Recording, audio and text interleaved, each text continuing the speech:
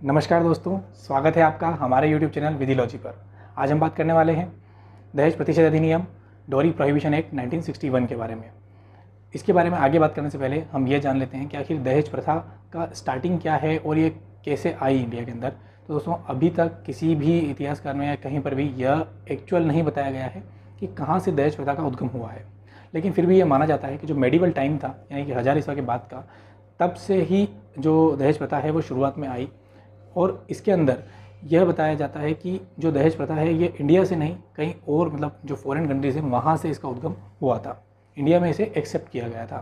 तो जब ये प्रथा चालू हुई, ठीक उसके बाद ब्रिटिशर्स हमारे यहाँ पर आए, यानी कि अंग्रेज़ लोग। उन्होंने एक अधिनियम बनाया जिसके अंदर जो डॉरी थी उसको मैंडेटरी कर दिया। तो उसकी वजह से भी इसके अंदर बहुत इंक्रीजमेंट हुआ उस टाइम पर, और उसी के फलस्वरूप जो इंडिया के अंदर ये जो डॉरी की जो प्रथा है यह बहुत ज़्यादा बढ़ गई। जब हमारे यहाँ पर जब देश आज़ाद हुआ और जब हमारी सरकार बनी और इस तरीके के मुद्दे उठाए गए कि जो दहेज की वजह से जो स्त्रियां हैं उनको परेशान किया जाता है और उस चक्कर में बहुत सारे लोग आत्महत्या कर लेते हैं, तो इस तरीके के जब इश्यूज उठने लगे तो हमारी सरकार ने 1961 में दहेज प्रतिशत अधिनियम बनाया। जब ये अधिनियम बनाया तो इसके अंतर्गत ये तो बता दिया कि अगर कोई दहेज की मांग करता है या दहेज देने के लिए किसी को मतलब प्रेरित करता है या दुष्प्रेरित करता है तो उसके लिए क्या सज़ा हो सकती है। लेकिन यहाँ फिर भी कुछ ना कुछ कमी रह गई थी, जो कि 1986 में एक अमेंडमेंट करके इसके अंदर जोड़ा गया कि यदि कोई महिला जो है जो शादी के यानी कि विवाह के 7 वर्ष के भीतर अननॉर्मल कंडीशन में, मतलब ऐसी परिस्थितियों में जो नॉर्मल नहीं है, उसके अंदर अगर उसकी डेथ हो जाती है तो उसको दहेज मृत्यु के अंदर अवधारणा जो उसकी की जाएगी। तो यह जो चीज़ें थी धीरे धीरे करके उसके अंदर अमेंडमेंट्स हुए और आगे चलकर इसको और कठोर बनाया गया ताकि ये जो कुप्रथाएं हैं इनको रोका जा सके। तो चलिए दोस्तों, बिना देर करे हम शुरू करते हैं दहेज प्रतिशत अधिनियम 1961 और इसके अंदर क्या क्या हमारे लिए काम का है, यानी कि क्या हमारे लिए एग्जाम पर्पज से इंपॉर्टेंट है, हम उसके बारे में बात करेंगे और जो इंपॉर्टेंट सेक्शंस हैं उसके बारे में भी बात करेंगे। चलिए शुरू करते हैं। और अगर आप हमारे चैनल पर नए हैं तो please like, share and subscribe. इस अधिनियम का नाम है दहेज प्रतिशत अधिनियम 1961। यह अधिनियम संख्यांक है इसका 28, जो कि इम्पोर्टेंट है, इसको आप नोट डाउन कर लीजिए। और यह इनेक्टमेंट डेट जो इसकी है 20 मई 1961। यह लागू हुआ 1 जुलाई 1961 के दिन और इसका जो उद्देश्य है वह है दहेज की जो कुप्रथा है उसको रोकना। धारा 1, संक्षिप्त नाम, विस्तार और प्रारंभ। इस अधिनियम का संक्षिप्त नाम है दहेज प्रतिशत अधिनियम 1961 और यह संपूर्ण भारत पर लागू है और यह 1 जुलाई 1961 के दिन से प्रवृत्त हुआ। धारा 2, दहेज की परिभाषा।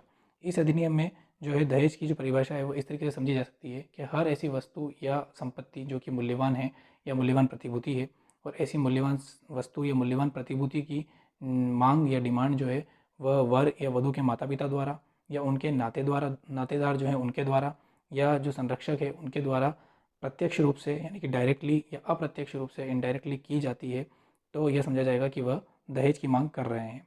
यहाँ पर जो एक इम्पॉर्टेंट पॉइंट है वह यह है कि जो मुस्लिम विधि के अंतर्गत जो विवाह के दौरान मेहर दिया जाता है वह दहेज की कैटेगरी में नहीं आता है, और एक इम्पॉर्टेंट चीज़ है जो हमें यहाँ से नोट डाउन करनी चाहिए एग्जाम पर्पज से।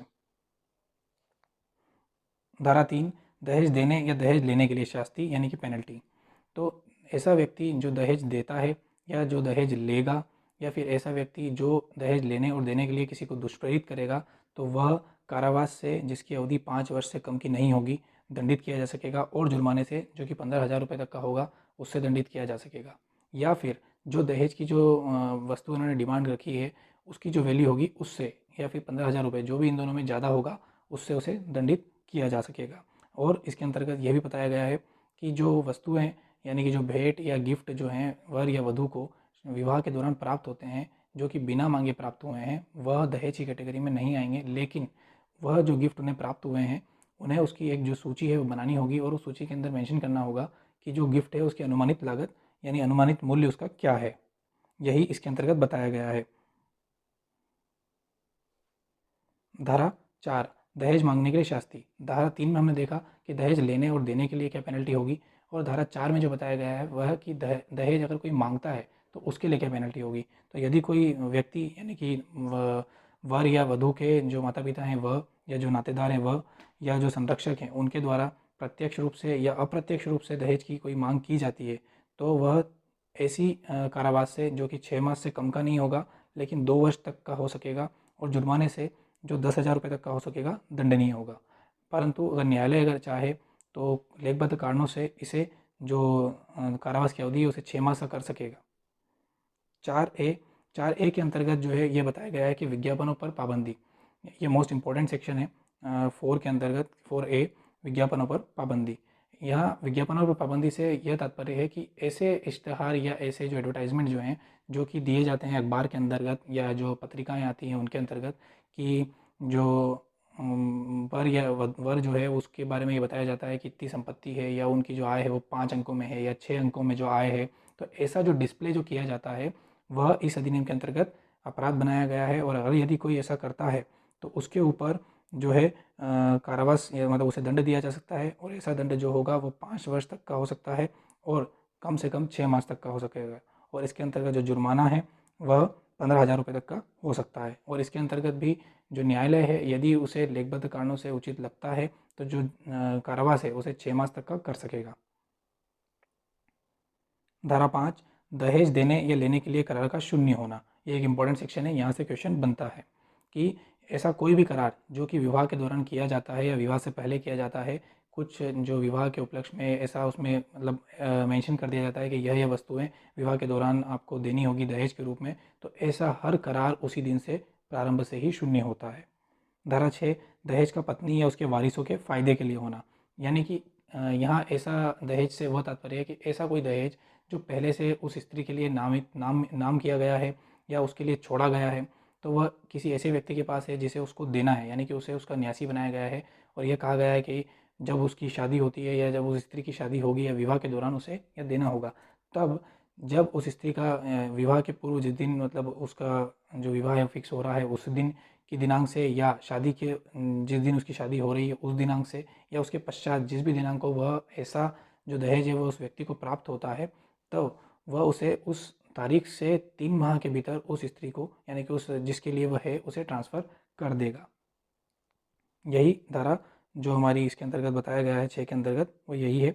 और यदि कोई महिला जो है यदि कोई विवाहित स्त्री जो है वह अवयस्क है और जो धन है उसके लिए जो दिया गया है यानी कि जो दहेज उसके लिए दिया गया है वह ऐसे व्यक्ति के पास है, तब वह उसे न्यासी के तौर पर उसे होल्ड करेगा, यानी कि तब तक जब तक कि वह वयस्क नहीं हो जाती 18 वर्ष की नहीं हो जाती तब तक वह उसे जो है अपने पास रखेगा। और जब वह 18 वर्ष की हो जाएगी तो उस दिनांक से 3 माह के भीतर वह उसे अंतरित कर देगा। परंतु अगर वह ऐसा नहीं करता है तो उसके लिए यहाँ पर जो है सज़ा का प्रावधान किया गया है। ऐसे अगर वह ऐसा इसका उल्लंघन करता है तो वह ऐसे कारावास से जिसकी अवधि 6 माह से कम की नहीं होगी और जो 2 वर्ष तक की हो सकेगी, या फिर जुर्माने से जो 5,000 रुपये से कम का नहीं होगा लेकिन 10,000 रुपये तक का हो सकेगा, या दोनों से उसे दंडित किया जा सकता है। परंतु यदि कोई ऐसी स्त्री विवाह के 7 वर्ष के भीतर किसी अप्राकृतिक कारणों से उसकी डेथ हो जाती है यानी कि मृत्यु हो जाती है, तब ऐसी स्थिति में जो है ये धन यानी कि जो ये दहेज है जो कि उसके व्यक्ति के पास है वह उसके जो लीगल हायर्स हैं यानी कि जो उसकी संतान है या फिर जो उसके माता पिता हैं यानी कि जो स्त्री के माता पिता हैं उनको यह हस्तांतरित यानी कि उनको ट्रांसफ़र कर दिया जाएगा। धारा 7 अपराधों का संज्ञान। दंड प्रक्रिया संहिता 1973 में किसी बात के होते हुए भी यहाँ पर जो अपराधों का संज्ञान है वह महानगर मजिस्ट्रेट द्वारा या प्रथम वर्ग न्यायिक मजिस्ट्रेट के द्वारा ही लिया जाएगा, उससे जो नीचे के न्यायालय है उनके द्वारा नहीं। यहाँ पर जो अपराध का संज्ञान है वह किस प्रकार लिया जा सकेगा उसकी कुछ कैटेगरी है, यानी कि न्यायालय खुद अपनी जानकारी से ले सकता है, यानी कि अपनी जानकारी से कुछ इस तरह से कि यदि वह किसी पेपर में यानी कि न्यूज़पेपर में या कहीं सोशल प्लेटफॉर्म से जैसे आजकल देखा जाता है वहाँ से कोई ऐसी इस अधिनियम का जो उल्लंघन हो रहा है उसकी न्यूज़ अगर देखता है तो वह खुद से भी उसके लिए संज्ञान ले सकता है, या फिर जो है पुलिस रिपोर्ट के आधार पर ले सकता है, या वर या जो उसके माता पिता हैं या उनके जो नातेदार हैं उनके द्वारा जो परिवाद किया गया है उस पर ले सकता है। तो ये 3 यहाँ पर पॉइंट है कि वो किस किस पर जो है संज्ञान यहाँ पर लेने की जो बात कही गई है वो इसमें बताया गया है। धारा 8 अपराधों का कुछ प्रयोजनों के लिए संज्ञेय होना तथा जमानती और अशमनीय होना। यहाँ दोस्तों प्रिंट मिस्टेक हो गया है कि जमानती की जगह अजमानती आएगा। तो इस धारा के अंतर्गत बताया गया है कि जैसे कि सीआरपीसी यानी कि दंड प्रक्रिया संहिता के अंतर्गत किसी अपराध का संज्ञान और विचारण किया जाता है, ठीक उसी प्रकार इसमें भी किया जाएगा। और इसके अंतर्गत जो सबसे मेन पॉइंट है वह यह है कि इसके अंतर्गत किया गया हर अपराध संज्ञेय होगा यानी कि कॉग्निजेबल होगा, नॉन बेलेबल होगा यानी कि अजमानतीय होगा और अशमनीय होगा। और इस धारा के अंदर किए गए अपराध जो कोई करेगा उस व्यक्ति को बिना वारंट के गिरफ्तार किया जा सकेगा। ये कुछ मेन पॉइंट्स है जो कि हमें याद रखना है। धारा 8A, कुछ मामलों में सबूत का भार। तो यहाँ सबूत का भार से मतलब ये है कि अगर धारा 3 और धारा 4 जहाँ पे दहेज लेने देने या दहेज मांगने के लिए अगर कोई दोषी पाया जाता है तो यहाँ पर उन्हें स्वयं को यह साबित करना होगा, यानी कि सबूत का भार उन्हीं के ऊपर होगा कि वह क्यों इसके अंतर्गत दोषी नहीं है। धारा 8B, दहेज प्रतिशत अधिकारी, ये मोस्ट इंपॉर्टेंट सेक्शन है। यहाँ से एमपी के एडीपीओ के अंतर्गत क्वेश्चन आना पूर्णतः संभावना है कि दहेज प्रतिशत अधिकारी कौन है और इसे कौन नियुक्त करता है। तो इसे राज्य सरकार द्वारा नियुक्त किया जाता है और यह वह अधिकारी होता है जो कि इस अधिनियम के अंतर्गत जो बंद किए गए हैं उसकी देखरेख करता है। यानी कि उसके जो कर्तव्य होंगे वह यह होंगे कि जो दहेज प्रतिशत अधिनियम है इसका अनुपालन क्षेत्र में, जिस क्षेत्र के लिए वो बनाया गया है, उसमें किया जा रहा है या नहीं किया जा रहा है, या जो कोई व्यक्ति है जो इसका दुष्प्रयोग कर रहा है तो उसके ऊपर वह ध्यान रखेगा, या जो दहेज प्रतिशत अधिनियम के अंतर्गत जो व्यवस्थाएं की गई हैं उनका अनुपालन करने के लिए लोगों के अंदर जागरूकता फैलाएगा। और अगर कोई इसके अंतर्गत कोई अपराध करता है तो ऐसे अपराध के जो साक्ष्य हैं अभियोजन के लिए वह भी वही एकत्रित कर देगा। यहाँ पर दहेज प्रतिशत अधिकारी जो है उसके लिए एक समिति भी बनाई जाएगी। जो समिति होगी उसको बोलेंगे सलाहकार बोर्ड, जो कि राज्य सरकार द्वारा बनाया जाएगा। और ऐसे सलाहकार बोर्ड के अंतर्गत 5 लोग होंगे, यानी कि 5 मेंबर होंगे जो कि समाज कल्याण से जुड़े होंगे, लेकिन इसके अंतर्गत 2 महिलाओं का होना अनिवार्य होगा। यह एक इम्पॉर्टेंट बात है। और जो जिला ये जो दहेज प्रतिशत अधिकारी है इसको पुलिस अधिकारी की जो शक्तियाँ होती है वह राज्य सरकार द्वारा दी जा सकती हैं एक जो सूचना द्वारा। धारा 9, नियम बनाने की शक्ति। यहाँ पर धारा 9 के अंतर्गत जो बताया गया है वह यह है कि जो केंद्र सरकार है उसको इस अधिनियम के अंतर्गत जो है नियम बनाने की शक्ति होगी। और इसकी धारा 9 की जो उपधारा 2 है उसके अंतर्गत जो है यह बताया गया है कि केंद्र सरकार अगर चाहे तो इसके अंतर्गत जो और अलग से नियम जो बनाने की जो शक्ति है, मतलब अगर कोई सब सेक्शन के ऊपर अगर कोई अलग से रूल बनाना है या अधिनियम बनाना है तो केंद्र सरकार इस पर बना सकती है।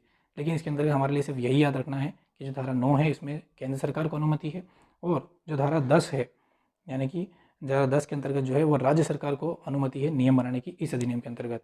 और इसके अंतर्गत जो धारा 10 है इसी के अंतर्गत ये बताया गया है कि राज्य सरकार जो है दहेज प्रतिशत अधिकारी जो है नियुक्त कर सकती है, उसके शक्तियों का निर्माण है वह कर सकती है, और वह उसके क्या कर्तव्य होंगे वह भी यहाँ बता सकती है।